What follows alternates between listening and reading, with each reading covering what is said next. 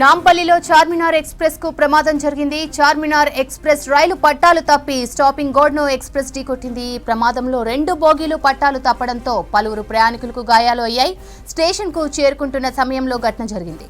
రైలు ఆగేందుకు నెమ్మదిగా వస్తుండటంతో పెను ప్రమాదం తప్పింది. కొద్దిసేపు ప్రయాణికులు భయాందోళనకు గురయ్యారు. నాంపల్లిలో చార్మినార్ ఎక్స్ప్రెస్ కు ప్రమాదం జరిగింది. చార్మినార్ ఎక్స్ప్రెస్ రైలు పట్టాలు తప్పి స్టాపింగ్ గోడ్ను ఎక్స్ప్రెస్ ఢీకొట్టింది. ఈ ప్రమాదంలో 2 బోగీలు పట్టాలు తప్పడంతో పలువురు ప్రయాణికులకు గాయాలు అయ్యాయి. స్టేషన్ కు చేరుకుంటున్న సమయంలో ఘటన జరిగింది. రైలు ఆగేందుకు నెమ్మదిగా వస్తుండటంతో పెను ప్రమాదం తప్పింది. కొద్దిసేపు ప్రయాణికులు భయాందోళనకు గురయ్యారు. ఇక దీనికి సంబంధించిన పూర్తి డీటెయిల్స్ సదానందం అందిస్తారు. సదా, చార్మినార్ ఎక్స్ప్రెస్ కు ప్రమాదం డీటెయిల్స్ ఏంటి?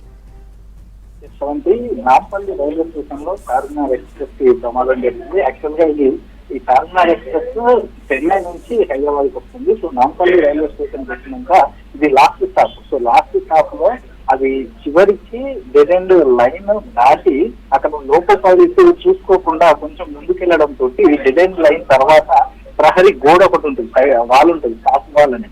సో దాన్ని ఉద్దేశించి యాక్చువల్ గా ఎక్కడైతే ట్రైన్ ఆపాలో అక్కడ ఆపకుండా ఇంకొంచెం ముందుకు వెళ్ళడం తోటి ఆ గోడకు గుద్దుకుంది. సో దీంతో 2 బోగీలు ట్రాక్ పై నుంచి సైడ్ కిందికి జరిగాయి. కిందికి వచ్చేసి 2 బోగీలు కూడా పట్టాలు తప్పాయని. దీంతో యాక్చువల్ గా ఇటు దక్షిణ మధ్య రైల్వే వాళ్ళు చెప్తుంటే లోకో పైలట్ సరిగా చూసుకోకపోవడం వల్ల ఈ ప్రమాదం జరిగింది. కానీ ఈ ప్రమాదం జరిగే టైంకి ఆల్రెడీ చాలా మంది ప్రయాణికులు దిగిపోయారు. కానీ ముందుగా 2 బోగీలో ఉన్న ప్రయాణికులు మాత్రం ఒకసారి భయాందోళనకు గురయ్యారు. ఒకేసారి ఆ గోడను గుద్దుకోవడంతో పాటు ఆ ట్రాక్ పై నుంచి 2 బోగీలు కూడా కిందికి జారిపోవడం తోటి ఒక్కసారి అక్కడ ఉన్న ప్రయాణికులంతా ఒక్కసారి భయపడ్డారు. దీంతో పాటు ఐదుగురు ప్రయాణికులకి దాంట్లో దెబ్బలు కూడా తగిలాయి. దానిలో 2కి చేలు కూడా పెరిగినట్టు దక్షిణ మధ్య రైల్వే అధికారులు చెప్తున్నారు. సో వాళ్ళందరినీ కూడా 5 ప్రయాణికులను కూడా స్థానికంగా ఉన్న ఒక ప్రైవేట్ హాస్పిటల్ కి తీసుకెళ్లారు. సో యాక్చువల్ గా ఇది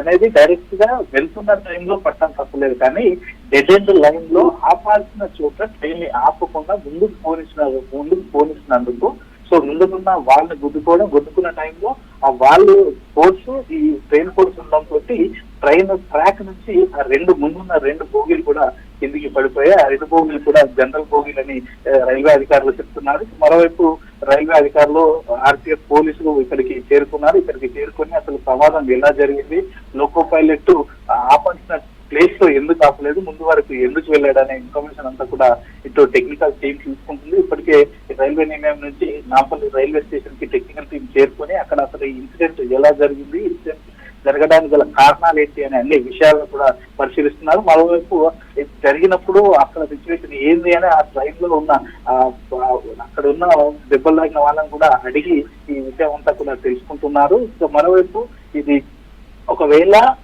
మూమెంట్ ఉన్నప్పుడు ఈ యాక్సిడెంట్ జరిగినా లేకపోతే పట్టాలు తప్పినా ఇది మేజర్ గా అయి ఉండేది. కానీ ట్రైన్ ఆపుతున్న టైంలో మొత్తం స్లో అయిపోయిన టైంలో అప్పుడు ఆపాల్సిన చోట ఆపకుండా ఇంకొంచెం ముందుకు వెళ్ళడం తోటి ఈ ప్రమాదం జరిగిందని చెప్తున్నారు. సో మూమెంట్ లో ఉన్నప్పుడు జరిగితే ఎక్కువగా ఇది మేజర్ యాక్సిడెంట్ అయ్యేది. కానీ ఆపుతున్న టైంలో జరిగింది కాబట్టి ఆ టైంలో ఆల్మోస్ట్ ట్రైన్ ఆగిపోతుంది, వెరీ స్లో ఉంది. ఆ టైంలో ఇది గోడకు ముట్టుకోవడం తోటి ఆ ట్రైన్ ట్రాక్ నుంచి పట్టాల నుంచి ఈ 2 బోగీలు కూడా సైడ్కి జరిగాయని చెప్తున్నారు. మరోవైపు ఇది railway station, Nampally railway station Secunderabad తర్వాత రష్ ఉంటుంది, ఎక్కువ ట్రైన్స్ ఇక్కడికి వస్తాయి. ఇతర జిల్లాలకు కానీ రాష్ట్రాలకు కానీ ఎక్కువగా ట్రైన్స్ నాంపల్లి నుంచే ఎక్కువగా వెళ్తూ ఉంటాయి. నాంపల్లి రైల్వే స్టేషన్ అంటే హైదరాబాద్ రైల్వే స్టేషన్ లో చూస్తారు. సో ఇక్కడి నుంచే ఎక్కువ ట్రైన్స్ ఇతర రాష్ట్రాలకు వెళ్తూ ఉంటాయి. దీంతో పాటు ఎంఎంటీఎస్ సర్వీసులు కూడా నడుస్తాయి.